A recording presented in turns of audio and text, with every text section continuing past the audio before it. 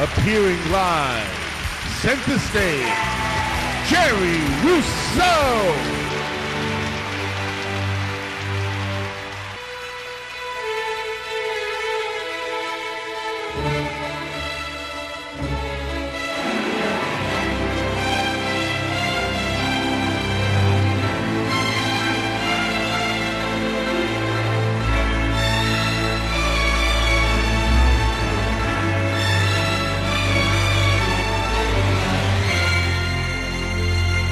And a half, Chicago +7, a dime on each.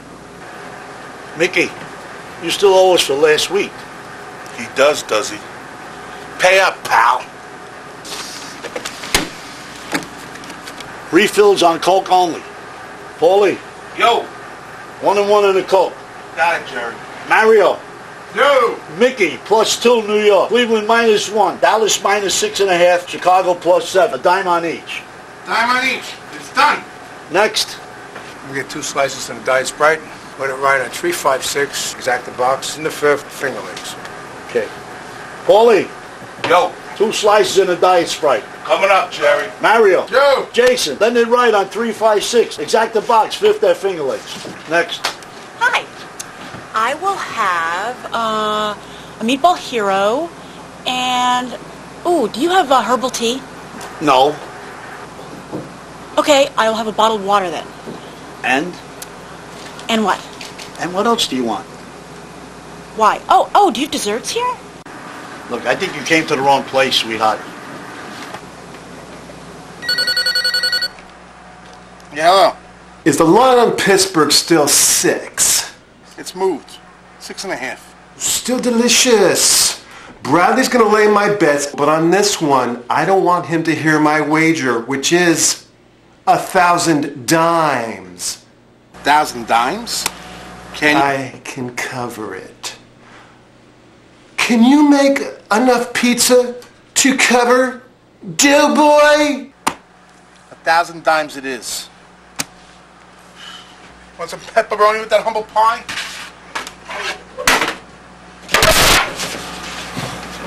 Mario, what's wrong? I need a cannoli. All right, we'll get you cannoli. Take it easy. Hey, get him a cannoli over here before I break your face. Take it easy. We'll get you cannoli. It's all right. I'll take care of it. Don't worry about it. You relax. Hello. Is Mr. I Can Cover at home? Good. I'll be right over.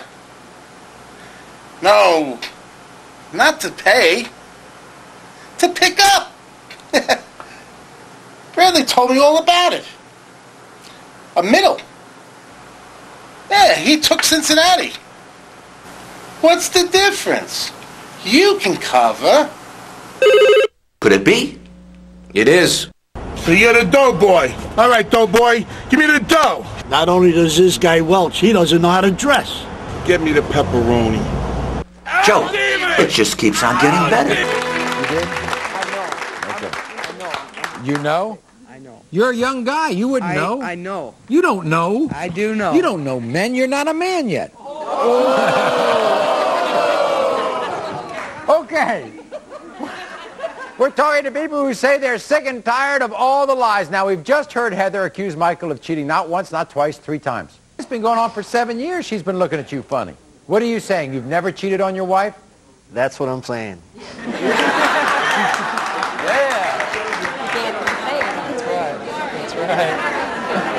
Wait a second, just because he looks this way, you can't do that because he looks that way and he kind of gives you that smile, that impish smile. Hi, JR, how are you? How you doing? We kind of selected you as a, kind of an unprofessional juror here, right? Mm-hmm. What do you think? I don't think he cheated. You don't? No. It's just too obvious. Too obvious? First of all, I think she would beat him up if he cheated. The boyfriend told me that she did. Well, I don't really believe it. I think Okay, he's fine. innocent. Hi, Catherine. Hi. How are you, Catherine? I think he did cheat. You did? I really think Why he do you cheated. think so? First of all, he got that little sneaky smile on his face. It's the smile. Yeah, he got that little sneaky smile on his face that all men have.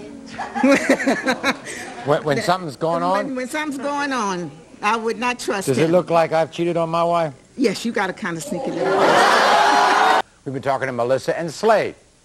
They've been together for 10 years. They've been married for 7. They have 2 children. And now we're talking about... Melissa, I'm not going to bite. Don't get afraid of me. I'm okay. We're talking about your suspicions.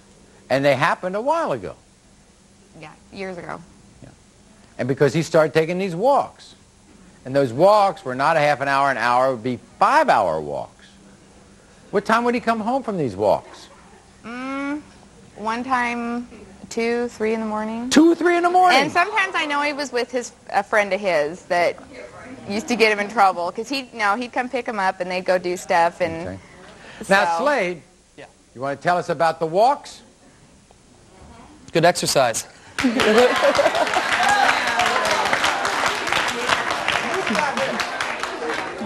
Good answer. You love your wife? Very much, very much. You feel you're happily married? Yes, I do. Do you get the feeling that there are some suspicions about you? She's always had some suspicions about that, but I keep telling her I'm not guilty, so that's why I'm How do you do that? How do I do you it? just say, nothing happened? Yeah, nothing happened. Nothing happened? Nothing happened. And on these walks, would you ever run into girls? Sometimes, yeah. And what would you do? Just talk? Yeah, just talk. Just talk. Sometimes these talks would be midnight, 1 o'clock, 2 o'clock? Well, not in those situations, but maybe a couple times, yeah, but never nothing happened. So nothing really happened? No, just talking. Maybe were there any flirtations going on? Maybe a little bit, yeah. Right. But nothing sexual. Nothing sexual. You believe this? Well, I just... She doesn't believe it. She doesn't believe Where it? did the walks lead to? Where did they go? I mean, what can you be doing out at that time, and especially where we live, you know? Now, you all have had some problems in your marriage. You're recently separated, right? Are you still separated? No. No, you're back together again. I bet you also want to know, while you were separated, right, Melissa? I don't know. I'm not too suspicious about that. We just needed a break from each other. You know, sometimes you need that. And you're back? Mm-hmm. Okay. But you still want to know about what went on a few years ago with those walks? Mm-hmm. Hi, JR. How are you? Come on, stand up here. What do you think about this one, our unofficial juror here? What kind of business are you in? Landscaping. Landscaping. Okay. What would that have anything to do with Well, it? I noticed he was wearing construction boots, and women happen to like construction guys. And I would think that He's a blue-collar guy. Well, he seems to me to be a flirtatious fella, but get rid of her and let's move on, okay? We don't need the problems. Okay. Not only that, but I heard that she might be connected somehow with this guy. Which one? Edwards. From what I heard, that she could be friends with the family or something. I don't know. I didn't get the whole Not gist that I of know this. of, but I'll check into it. I'll Let me check know what's into going it, on. boss. All right. All right. Can I go? Yeah.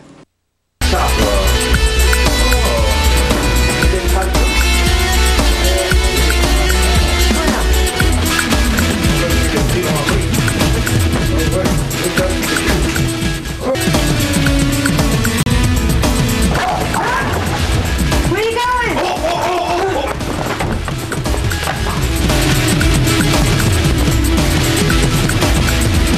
He's leaving town, eh? I have a few questions for you. I'm Detective Joe Thursday. My partner, Detective Tony Salvatore.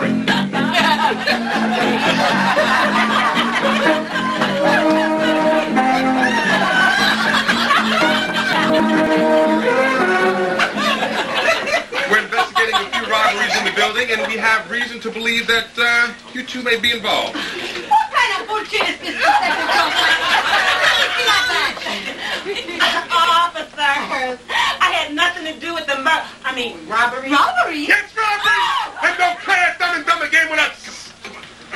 Only thing that's still a joke. We have a report of missing undergarment for one thing. Women's undergarments. Now, what with 2 women? What with some other women's undergarments? Depends on the women. Hey, we know about the missing underwear. We're missing some ourselves, and we know who did it. Just check us there, so we have lived in this building for many years, and our reputations are above reproach. Shut up! Chill out, Salvatore. Search this place. Now, what were you two doing hanging out at the laundry room at this time of night? Is that a crime? You got a big mouth. Answer the questions or you're going to end up in a cold cut. Interrupt your sense of self. You broads better start giving us some straight answers, or I leave you here eyes you can see? He's a little nervous now. You wouldn't want you to do that, would you?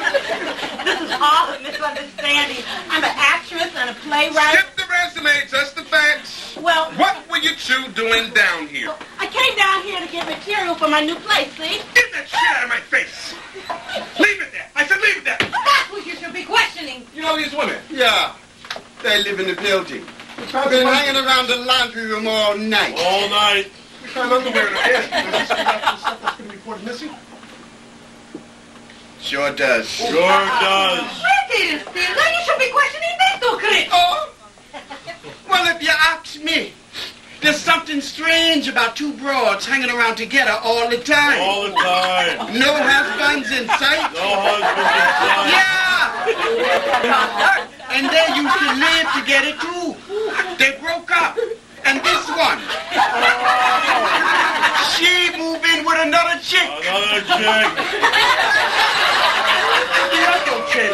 Oh, that's Patrick. He don't say much. Hey, Casey, they both are.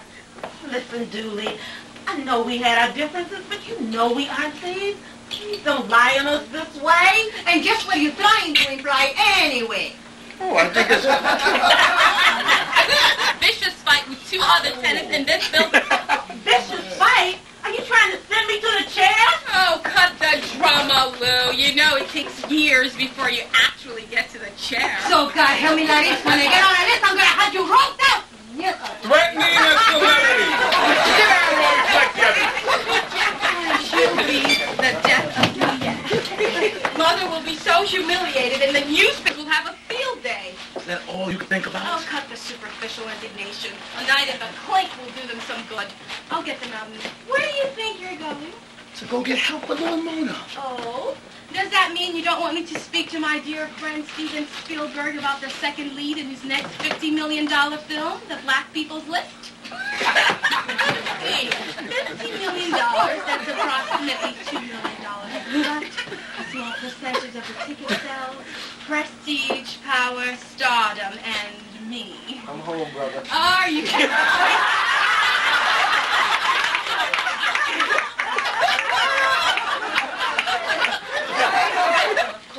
Right now we have some pressing business to attend to, so we probably won't be able to start raising the Lou and Mona relief fund till sometime tomorrow after brunch. You slime bag! It was a pleasure. Goodbye, Mr. Bond, Mr. Bradley. Sorry we had to meet under these circumstances. They'll be at Manhattan South. That's the precinct on West 35th Street. Whatever. Step back inside. What? Are you deaf or just stupid? I said step back inside. Obviously, you don't know who I am. Obviously, I don't care. Get inside.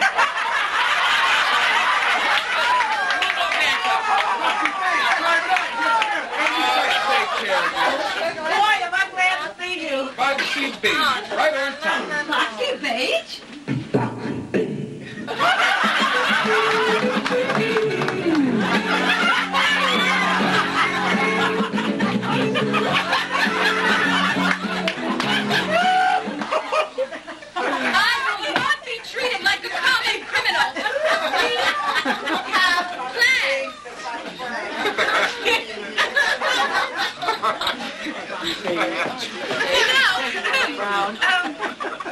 I would love to do an interview with you. Larice? When I'm at work, you're to be seen and not heard.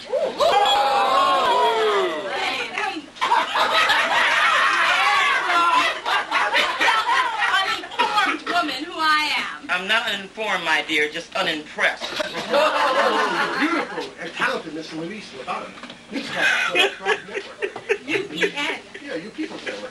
Mr. Bond, I'm afraid you will have to remain. This is a major FBI investigation, and Miss Beige is the commanding officer. FBI? Yes, FBI. Look at the Teflon Don. Have a lot of explaining to do. That's not mine. Oh, please, you and Dewey shouldn't do your drug deals in front of the security camera. I'll take him downtown. You sure you can handle him? What do you think? Like you did, you never did. And all that partner stuff was just bullshit, wasn't it? Now, you're a disgrace to your badge. Get him out of here. My pleasure. I'll wind down things here and talk to you later. I'm going to talk to you later. Goodbye, little nice meeting you, Mona. Goodbye, Mr. Important television newscaster. Hey, Thursday, I almost forgot. Here's a little something I picked up in that porno bus I told you about. Whoa, yeah. Listen, God bless you. Yeah, God bless you. God bless you. Bye-bye.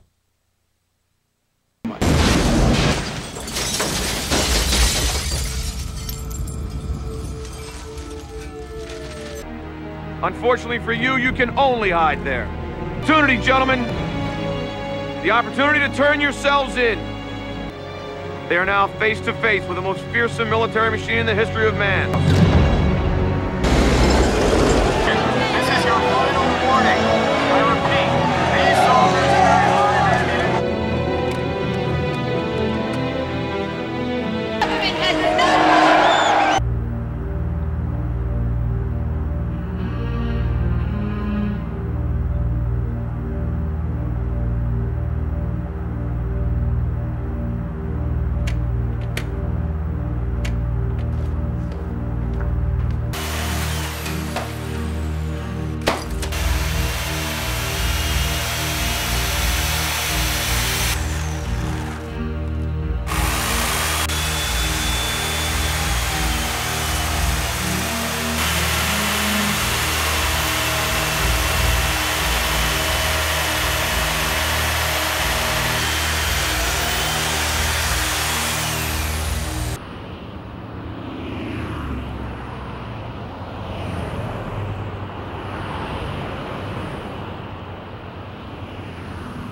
Holy shit, guys, come here, quick, look at this.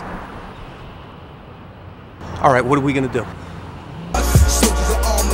My crew bust. I told you we all rapping. All or nothing, now we ball. Soldiers of Armageddon. My crew bust. I told you we all rapping. All or nothing, now we ball out. We can bust your slugs, throw your guns. Can't nobody fuck with us. Yo, in the seal game, we mad numb, never feel pain. Waiting on the sun, but it still rains. My still aim, be like a beam, better like a ring. With a hook, niggas are shook, seeing like syringe.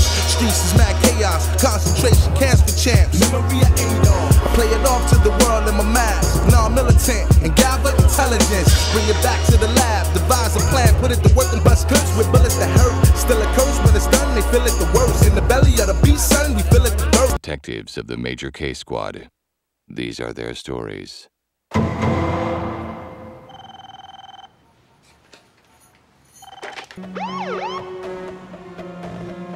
Call me back in 15.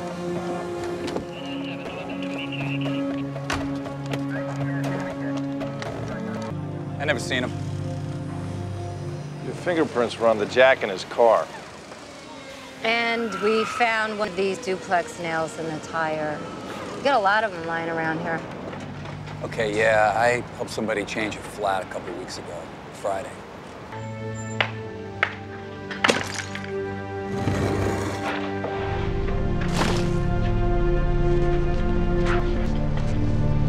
That's one. Something under his shoulder.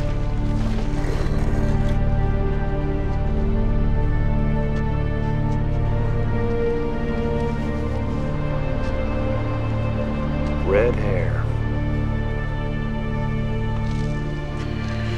So much for the honeymoon. Shot 14 times, mostly in the knees and groin. Fingers of his right hand are broken. Well, they sure worked him over. Until he gave up the wrong Joseph Long. Torture is a very unreliable way of getting information. Hey, what about her? Broken neck. She went quick. Car registration. People keep it in their glove box. And mints fell out of his glove box. Do we have the location of his last phone call? Mile 4 of the Van Wyck next to the cemetery. Well, he'd go for his registration if he was being pulled over. He'd take it out of his glove box and have it ready. If they didn't ask for it, put it in his pocket.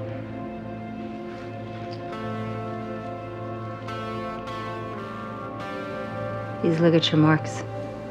Handcuffs. A cop grabbed him off the highway, delivered him to Tagliati. A cop working for the mob. How low can you go?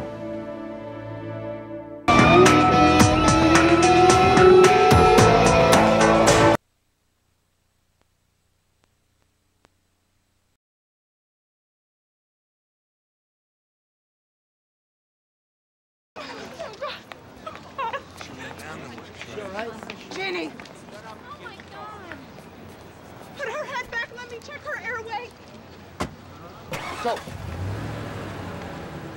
I'll tell you one thing, and I'm not ashamed to say it. My estimation of John Sacramone as a man just fucking plummeted. Give him a break, will you? It's an emotional day. To cry like a woman, it's a fucking disgrace. His fucking coach turned into a pumpkin. Well, even Cinderella didn't cry. Look, when it comes to daughters, all bets are off. I've seen tougher guys than John cry at weddings. Well, let me ask you this. If they can make him cry, and if he's that weak, what the fuck else can they make him do? I gotta agree with Phil, Tom. Oh, you do you? Terrible out there, huh? Poor guy. He's an emotional man. He loves his daughter.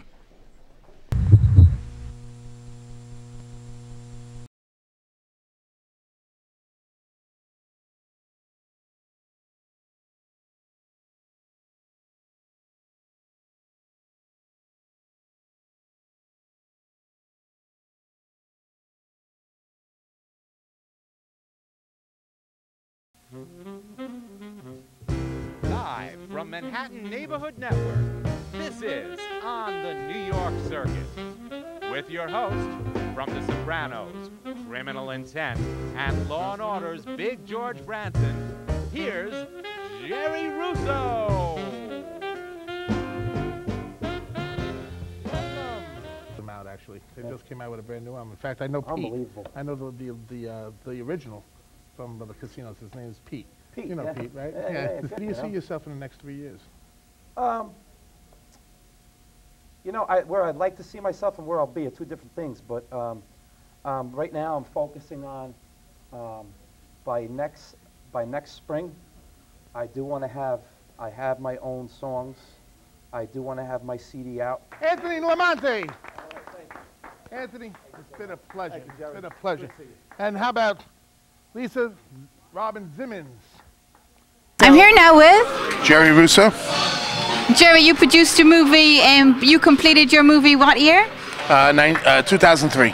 And what was the name of your movie? The Beginning of the End. And when did you write it, direct it, produce it? I've done it all, yes. And when did you start writing this movie? Back in 1998. Okay, how many minutes did it run? Approximately 102. Dame, how long did it take you to write this script? Actually, the script I wrote pretty quick. I wrote it in I'd say about 3 months. Okay, what was the movie about? It's about the end of the world looking through the eyes of a child. Okay, where did you get the idea? Spiritual things have happened to me in my life, and I needed to put these things into some kind of reality type setting. So I didn't know how to put it. So what I did was I connected real people in today's world. I had to go with today's times in comparison to what I actually witnessed. And it took you 8 years to complete? 8 years, yeah. Why did it take so long? Well, we had some controversy with some of the things that were going on inside the movie and the way we put the movie together based upon the way life is. And we had some pros and cons, and some of the actresses that came aboard ended up turning out to be a little prudish about some things. And we lost a couple actresses along the way, so we had to keep on reshooting. And by the time we got down to year 8, we already didn't have our main actress anymore, and we had to work around that, so we had to do a rewrite. And the movie came out great, actually, but it wasn't where we really started. Karaoke reading and writing literature, a new way towards the development and education of children with reading and comprehension impairment. Thanks for coming down to the studio. I know you're very busy these days. So tell us, what have you been doing? You know, ironic.